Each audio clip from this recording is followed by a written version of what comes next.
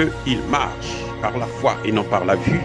Mais moi, je vous conseille vivement de marcher par la connaissance scientifique et historique, notamment celle de nos ancêtres kémites, par les 5 sens et par l'intelligence. Otep, vive l'Afrique éternelle et que Dieu vous bénisse. Abou Apia.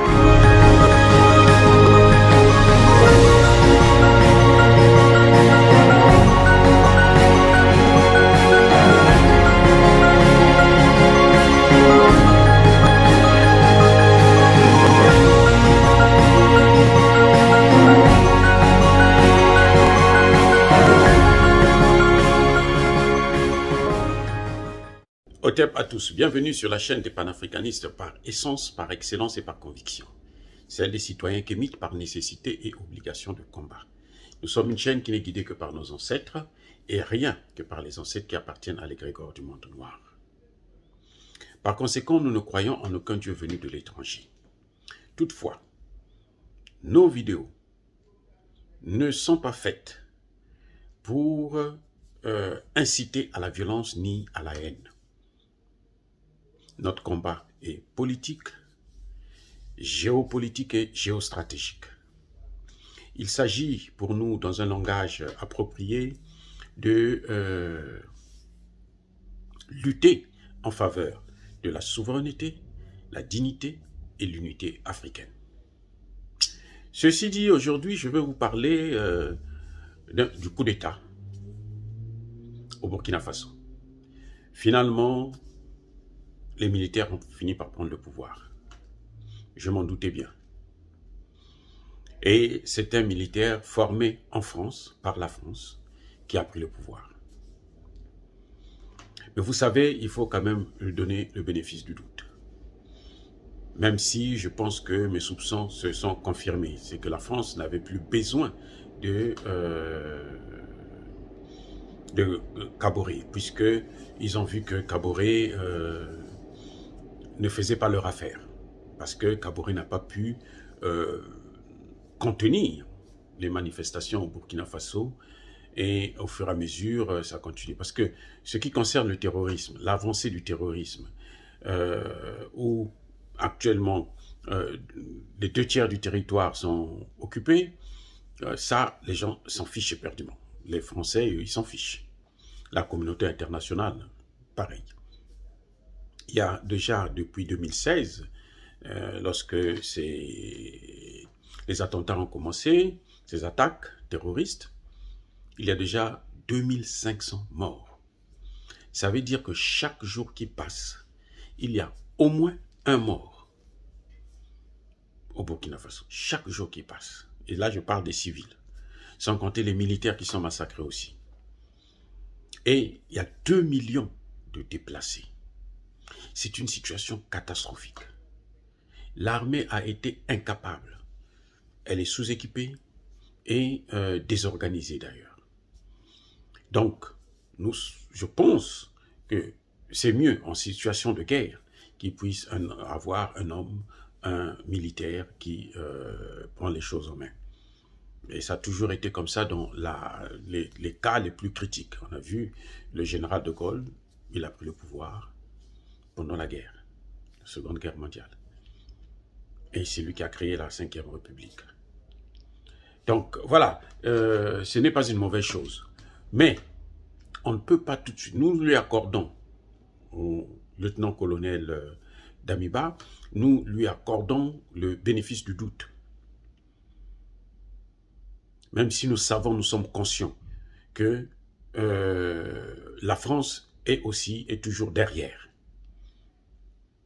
Parce que, je ne sais pas si vous le savez, il y a une force spéciale française qui est au Burkina Faso depuis 2016. C'est cette force spéciale qui avait pris Gbagbo pour l'amener en Côte d'Ivoire.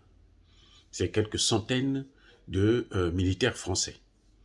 Et ils sont dans le pays sans aucun accord. Comme toujours, parce qu'ils se sentent chez eux. C'est la liberté de circuler, c'est la liberté d'agir, c'est le contrôle de la nation du pays. Donc, aujourd'hui, nous accordons le bénéfice du doute, même si nous sommes convaincus que la France est derrière. Sinon, ça n'allait pas pouvoir arriver. Ils auraient pu protéger Kaboré, puisque Kaboré leur a tout donné. Kaboré est allé même signer les accords, la sanction contre le Mali, un pays frère.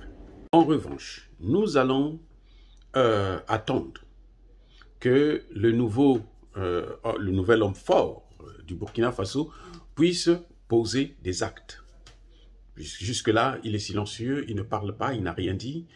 On le connaît juste par son livre qui est sorti en juin dernier sur effectivement la situation des militaires, la réponse qu'ils pouvaient donner au terrorisme. Et depuis, en tout cas, c'est quelqu'un qui ne parle pas. Donc, on attend quels seront les premiers actes qu'il va poser. Est-ce qu'il va enfin solliciter l'assistance de la Russie, ce qui serait louable, parce que c'est clair et c'est net, le Burkina Faso seul ne peut pas faire face à cette montée du terrorisme, surtout que ces fameux djihadistes et terroristes sont accompagnés par l'armée française et ses alliés européens. Donc, il lui faut des alliés. Va-t-il déplacer, comme je l'ai dit dans ma précédente vidéo, signer des accords avec l'armée française et Takuba pour qu'ils partent du Mali pour venir au Burkina Faso? Point d'interrogation. Je sais que les Français vont vouloir l'utiliser. Ça, c'est clair et c'est net. Puisqu'on voit déjà des journalistes français sur France 24, RFI et autres, commencer à critiquer Kaboré, qu'il était incapable, il est incompétent. C'est eux qui disent maintenant qu'il est incompétent. Et pourtant, ils l'ont acclamé, parce qu'il faisait son jeu. J'espère que certains leaders africains vont comprendre ce qui est en train de se passer. La France n'a pas d'amis, elle n'a que des intérêts. C'est clair. Maintenant, ses intérêts sont menacés dans le Sahel. Eh bien, qu'est-ce qui se passe? Il faut qu'elle trouve un point de rechute, surtout qu'ils sont chassés au Mali. Voyez-vous? Donc, à ce moment, ils ont besoin du Burkina Faso.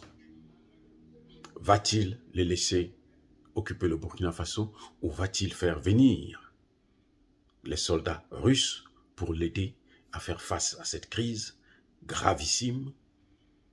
Point d'interrogation. Et c'est ça que nous attendons pour dire effectivement que nos soupçons, parce que bien que formé dans une école française, il peut aussi avoir une idéologie à lui, surtout qu'il a publié un livre, c'est qu'il connaît, il sait ce qu'il veut, il sait là où il faut partir. Puisqu'il a dit dans son livre que la stratégie pour laquelle on est en train de lutter contre le terrorisme n'est pas bonne. Donc il doit avoir d'autres idées. Mais c'est clair que, à mon avis, je ne suis peut-être pas expert dans ce domaine de guerre, mais à mon avis, le Burkina Faso aura besoin d'un allié fort, comme celui du Mali, c'est-à-dire la Russie. Ceci dit, bien-aimés frères et sœurs, Yaba colère V. Ya malembe. Ok? Ça veut dire tout simplement qu'on n'a pas besoin de se fâcher. Nous faisons maintenant un combat pacifique. J'ai dit.